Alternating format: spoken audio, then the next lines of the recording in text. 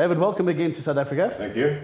Not only a Bloodstock agent, you actually almost minister with many portfolio, but let's talk about the Bloodstock agency role. And in terms of South Africa, it's not a massive role. There aren't that many Bloodstock agents. So how would you think that you fit in here in the South African role of a Bloodstock agent? Well, it's a big question because there is not really a role for Bloodstock agents, with a few notable exceptions, in the way that it's normally regarded. In my case, I do a lot of other things, as you know. We have our own breeding operation and manage stallions and do things which are not conventional Bloodstock agent activity. And I don't try too hard to tap people on the shoulder and say, hey, can I buy you a horse? I think the best way to describe the differences is in the yearling sales that have just gone on in the UK and Ireland. 3,500 yearlings sold in the space of less than 4 weeks. And there are other sales before and after. About 6% of those will have been signed for by trainers.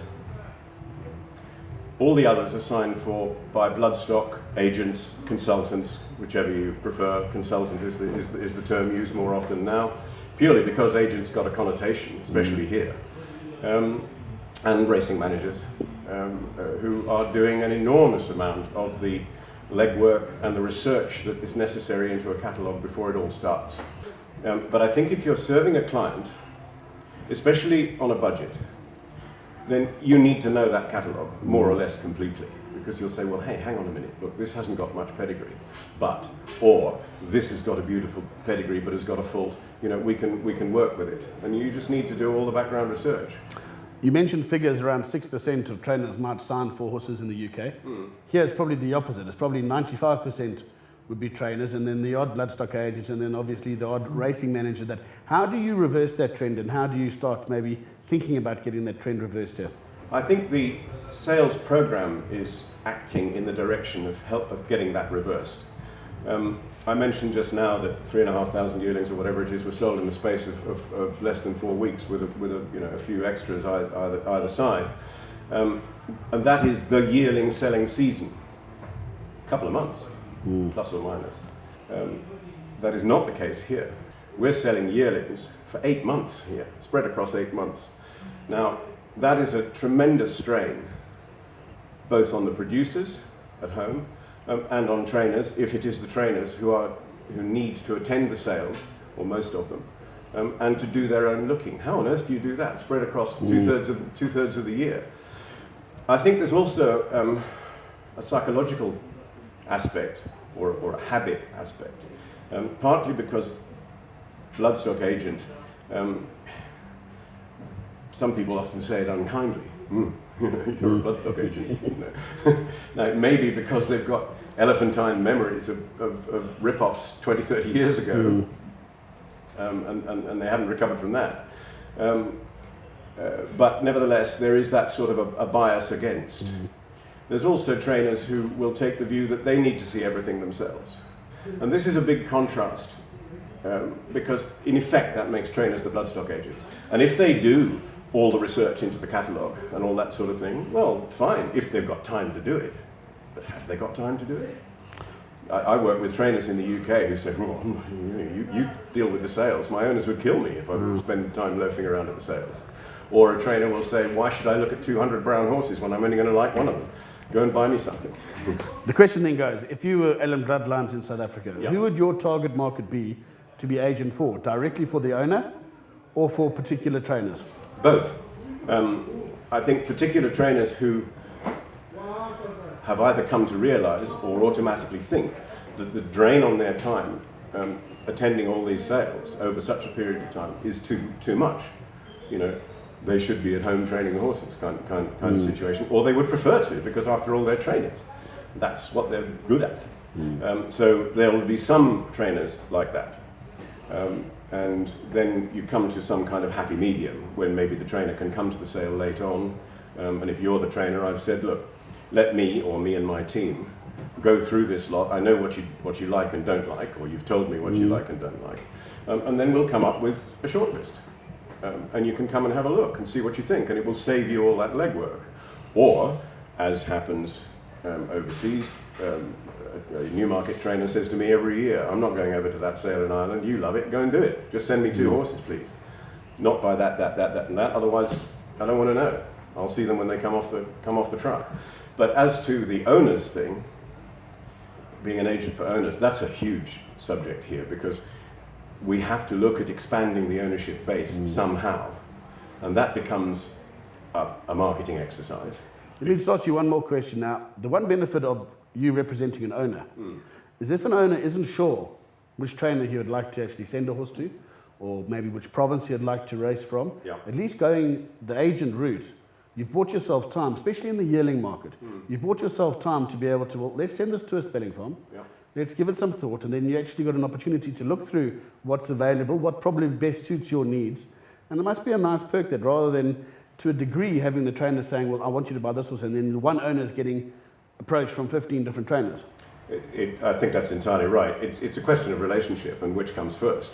But certainly my habit would be, well, if you read the blog that goes with the European sales down the side of the live page, 9 times out of 10, the consultant, agent, manager, whoever it is who's just signed for a horse who's interviewed says, the horse will go home to so-and-so, so-and-so, so-and-so, we'll get a handle on the horse and see, and we'll decide the trainer at Christmas, or something like that.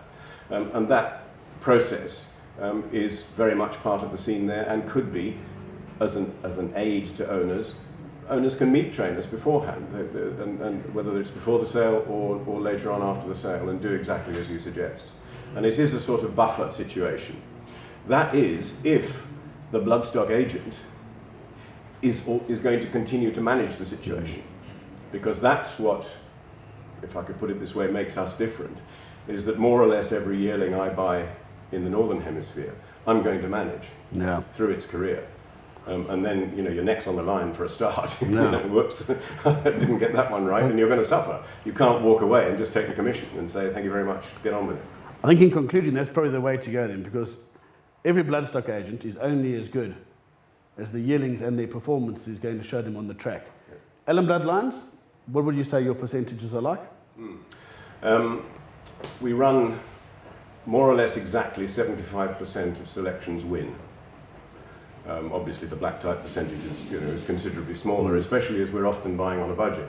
And if we have a speciality, it's in buying, most of the time, sound horses that can become multiple winners, which I think also suits the South African scene very much, because here in South Africa we appreciate multiple winners in a catalogue, much more than happens in the north. One win's enough kind of thing.